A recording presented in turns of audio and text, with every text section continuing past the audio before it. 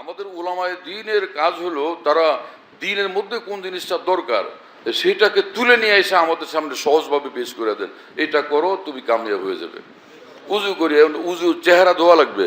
কোরআন শরীফ আছে না, ফাগসিলু উজুহাকুম, চেহারা ধো। চেহারা কতটুকু? এখন আমরা চেহারা ওই যে কানের সাইড দিয়া এই পর্যন্ত, থুতনি পর্যন্ত না, মাথার চুলের এইখান থেকে শুরু করে এদিকে এসে কানের এই গোড়া দিয়া এদিকে আসলো থুতনি সহ, এইটা চেহারা। তাহলে এইটা ধোয়া ফরজ হবে। কি কথা বুঝেন নাই?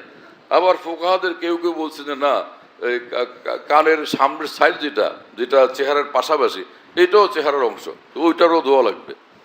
কেউ আবার বলছেন যে না, কানের পিছনের অংশ সামনের অংশ যখন ধুবে সেটার সঙ্গে কানের যে সামনের অংশ ধুবে তো পিছনের অংশ ধুবে, পুরোটা ধোয়া লাগবে। আমি যখন উজু করতে যাই এগুলি আমার মনে হয় আমার অনেক হাসি আসে। কোনো সময় পানি দিতে গেলে দেখা যায় কানেও ঢুকে যায়, কানের মধ্যে কিছুটা চলে যায়, তখন ভাবি যা এক ইমামের কথার উপর আমল হয়ে গেছে। তো এখন যদি ওই রকম ওই মশলার উপর আমল হয় তাহলে তো কান রোজ ধোয়া লাগবে।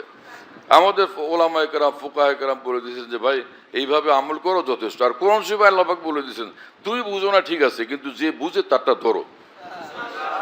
তুমি বুঝো না, আচ্ছা বুঝলাম, কিন্তু যে বুঝছে তারে ধরো। ফাসালু আহলা যিকরি ইন কুনতুম লা তা'লামুন, আহলাল ইলম, হ্যাঁ না, আহলা যিকরি আহলাল ইলম। সুবহানাল্লাহ, কি সুন্দর মুআমালা। আল্লাহ পাক জাল্লা জালালুহু আম্মা ওয়ালু আমাদেরকে মাফ করেন। যিকরি ইন কুনতুম লা তা'লামুন, আহলাল ইলম, হ্যাঁ না, আহলা যিকরি আহলাল ইলম। সুবহানাল্লাহ, কি সুন্দর মুআমালা।